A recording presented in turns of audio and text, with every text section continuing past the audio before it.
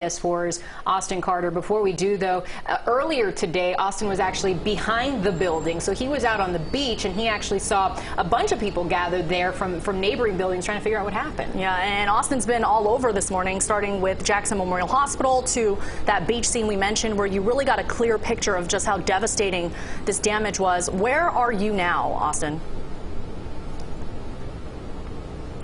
Hey, Francis and Lauren. Well, right now we're just a little bit south of the Champlain Towers here, maybe about like a block or two here. The way we got there is we actually had to cross through one of the parks here and actually walk along the beach to and then get to that access point. You can imagine this was a really large crime scene and just a really big area that crews were working in right now. But here we are on Collins Avenue, just south again of this massive scene. If I take a step out of the way here and get you a look, this is looking towards the direction of where you just saw Brooke Schaefer do her live report. We've got Miami-Dade police with their priority response team blocking off going any farther north here along Collins Avenue. This is at 85th Street, and if you open up your phone, if you're trying to get around up here in Surfside, you are going to notice that there is a large stretch of Collins Avenue that is blocked off right now, and it is taped off not only for this police investigation, but because they do want to make sure that folks are away from this area if anything were to happen. We also know the governor is on his way. They want to make sure they've got enough room to obviously accommodate everybody, and more importantly, make sure that these rescue crews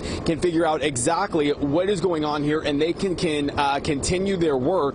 We've been talking for the past 2 to 3 hours about the weather. Our attention obviously on what was happening here with this partial building collapse, and then it seemed right around 9:30 we started to see some really nasty looking storm clouds moving their way in, not only from the south but from the north. That rain then falling pretty hard just after 9:30, right after we wrapped up some of our live shots actually. And I got to tell you, it's got to be a little bit of concern as rescue crews, we learned, were still trying to look through some of the debris or try to figure out if there were any more people to be found, any more survivors or anyone else that is unaccounted for. The weather not helping that at all, complicating those efforts as well. So hopefully now we're seeing the rain really starting to lighten up a little bit. Maybe those crews can continue that work. We did hear from a county commissioner saying that right around 51 people are still unaccounted for. Definitely a scary thought to think about here. These workers, fire rescue crews, definitely have their work cut out for them to try to figure all of this out. Important to note with that, though, we do talk about 50 to 51 people unaccounted for. There is a factor to weigh into all of this, and that's there are a lot of people here who may be staying at these towers here who are on vacation, may not be living here full time.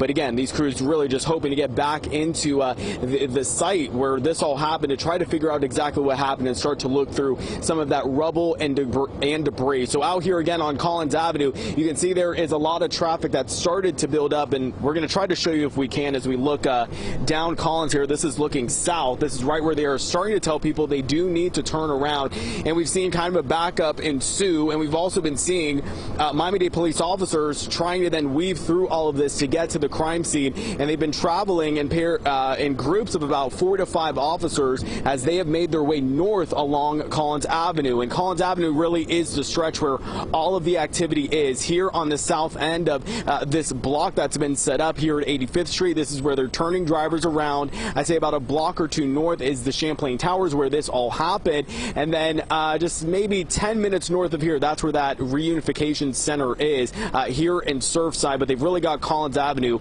blocked off here from 85th Street all the way up towards near the Ball Harbor shop. So you are really going to want to avoid this area if you can. We've been hearing the plea from police and officials to really avoid this area if you can. Certainly, again, this weather not helping with those conditions out on the road as well. So again, the plea here is for folks to stay away from this area as crews continue to work here to try to figure out exactly what happened. So again, 85th Street on Collins Avenue, anywhere north, you're really going to want to avoid out here, guys. And Austin, you talk about weather, of course, that being a difficulty when we talk about this multi-layered situation, and now you point out all the traffic affecting not just our news crews. I know you've gone from scene to scene, from JMH to the beach, and now a different perspective, but you mentioned also some of those first responders being affected. Have you heard about anyone being affected traffic-wise when it comes to that family reunification center? I'm imagining also difficult for those people to get there with so much chaos going on the roads, plus you add the weather on top of that. You really do, and it's kind of like every driver out here really has to, figure things out for themselves. Again, as officers have this area blocked off. So basically, if you are in this area trying to head towards the reunification center, you may want to try to head west a little bit, maybe a couple blocks, then try your way north, or just come up from the north from the Ball Harbor Shops area, and then try to get to that reunification center. And like you said, Francis, that's really not helping situations and the conditions out here as families are trying to get there. There are what sounds like dozens of people still unaccounted for at this point. But the reality is that police are setting this up not to create a problem, but really to make sure that everyone is safe so fire rescue crews can continue the work they are trying to do now that the rain is letting up. But also, if anything were to happen, we've already seen this building somewhat collapse. They want to make sure that nothing else happens here. They want to make sure that people are a safe distance away. And of course, they don't want any spectators, people that are, walking by or driving by, stopping and getting in the way of the work crews really need to do right now, so that way they can get some answers here and figure out exactly what happened. Austin, earlier when you were out on the beach and you had a chance, I imagine, to talk to some of those people who were standing out there who walked by to see exactly what was going on, did anyone out there give any indication that they heard or felt what happened from buildings nearby? We know that the neighboring building, the Solera, actually had to be evacuated because the people there felt like, is this happening here where we are? Are other people in that area experiencing similar experiences from last night?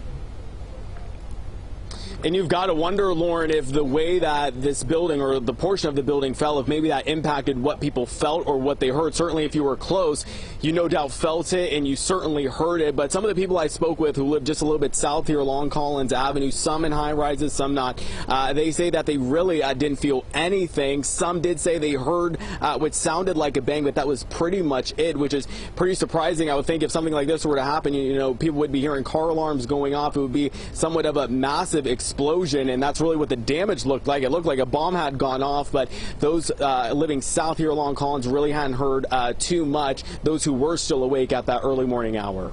And Austin, I got to ask you, how was your cell coverage out there? Because we got to imagine as people are having difficulty getting to where they're trying to go, specifically that family reunification center, cell phone coverage right now, so important.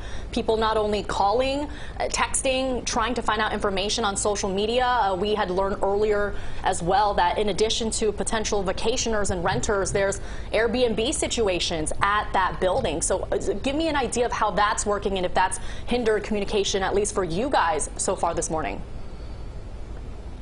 Luckily, Francis, we have not had any issues connecting to you guys here. We're coming to you live here off cell phone power, really, to be able to connect with you. We haven't had any issues, but that is definitely a possible concern from those folks who are up at the reunification center, which, again, is about like maybe 10 minutes just north here along Collins Avenue.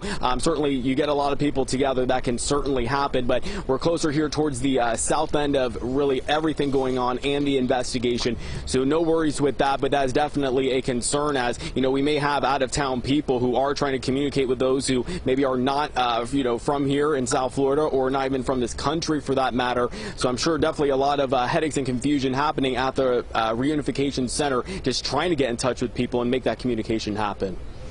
Austin Carter live for us in Surfside right now with a closer look at how this is really impacting traffic and the rest of the community there in Surfside, who may not be directly impacted by this collapse because they don't live in that building or the ones next door. But if they're just trying to get around, or even if you're down in Miami Beach and you typically go northbound or Bal Harbor, that entire area, traffic is tough there enough as it is, because it's just Collins Avenue and a little bit of side streets, and then the causeways coming back to the mainland. So you can imagine there's going to be some delays on those